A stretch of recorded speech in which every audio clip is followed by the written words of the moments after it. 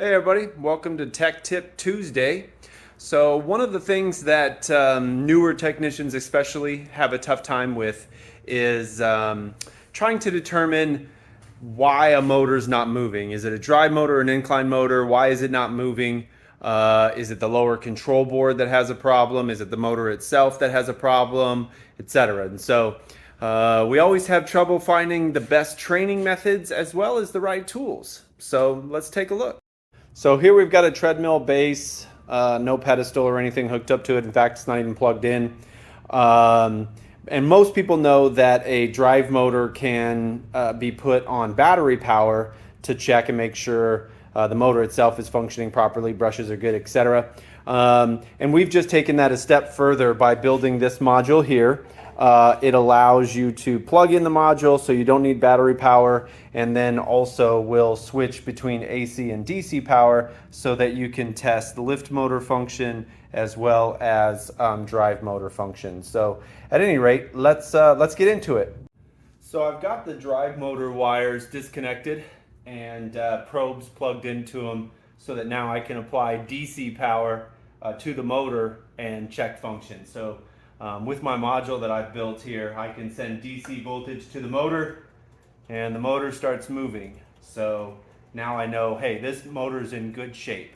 So if previously using the controller, we didn't have belt movement, there's a good chance that controller is no good.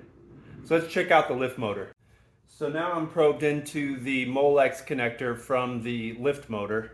So you'll have an up and down, and you'll have the wires from the potentiometer. So you'll need to know the difference between all of that. But now we can send AC power to the lift motor, and it starts to move down.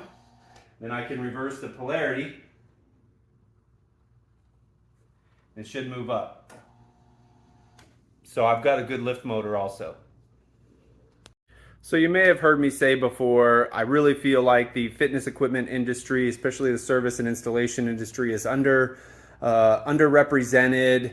We're not really supported in the way of we can buy tools right off the shelf that help us with our job. A lot of times we're gonna have to build that kind of stuff. So I'll show you a quick close-up of what I've built. Maybe it'll give you some ideas. So like I said before, you can always just use a DC battery to run a drive motor, and that's a quick field test.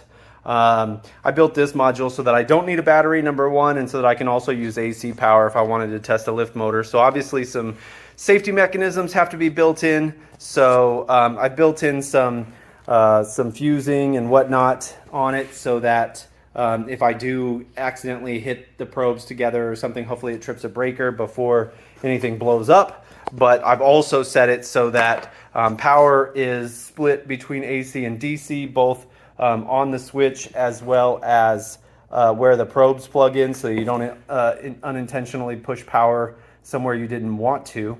And then this switch is a return to zero switch so that nothing is coming out of the probes until that switch is activated. So you apply AC power, now no power. Apply DC power, now no power. So at any rate, that's kind of how I've set this up. And then just applied a lot of stickers and stuff so technicians kind of know where to hook things up and how to use it, etc. So hope that helps you.